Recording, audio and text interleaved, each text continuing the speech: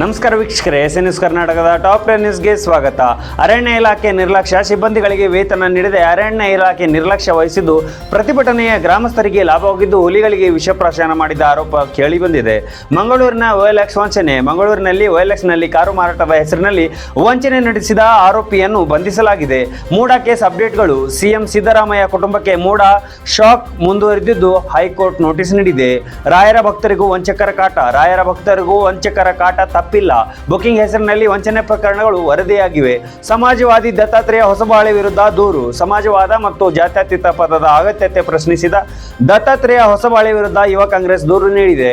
ನಿಮಗೂ ನಿಮ್ಮ ಪಾರ್ಟಿಗೂ ದೊಡ್ಡ ನಮಸ್ಕಾರ. ಬಿಜೆಪಿಗೆ ಫೈರ್ ಬ್ರ್ಯಾಂಡ್. MLA ರಾಜಸಿಂಗ್ ಗುಡ್ ಬಾಯ್.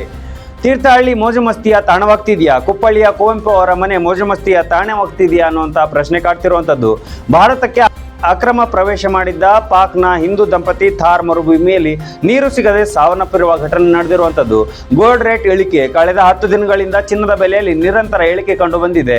ನಟ ಜಿಮ್ ರವಿ ಅವರಿಂದ ಕಾಶಿ ಯಾತ್ರೆ. ನಟ ಜಿಮ್ ರವಿ ತಮ್ಮ ತಂದೆ ಹೆಸರಿನಲ್ಲಿ ಸ್ವಂತ ಖರ್ಚಿನಲ್ಲಿ 101 ಜನರಿಗೆ ಕಾಶಿ ಯಾತ್ರೆ ಮಾಡಿಸುತ್ತಿದ್ದಾರೆ.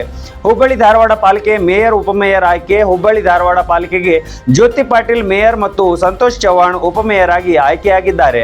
ಹೈದರಾಬಾದ್ನಲ್ಲಿ ರಾಸಾಯನಿಕ ಕಾರ್ಖಾನೆಯಲ್ಲಿ ಸ್ಫೋಟ. ಹೈದರಾಬಾದ್ನ ರಾಸಾಯನಿಕ ಕಾರ್ಖಾನೆಯಲ್ಲಿ ಭಾರಿ ಸ್ಫೋಟ ಸಂಭವಿಸಿದ್ದು ಹಲವರ ದುರ್ಮರಣ, 20ಕ್ಕೂ ಹೆಚ್ಚು ಕಾರ್ಮಿಕರು ಗಾಯಗೊಂಡಿದ್ದಾರೆ. ಇದಾಗಿತ್ತು ಇವತ್ತಿನ ವಿಶೇಷ. ಮತ್ತೆ ಸಿಗೋಣ ಮುಂದಿನ ಸುದ್ದಿಯಲ್ಲಿ. ನಮಸ್ಕಾರ, ಧನ್ಯವಾದಗಳು ವೀಕ್ಷಕರೇ.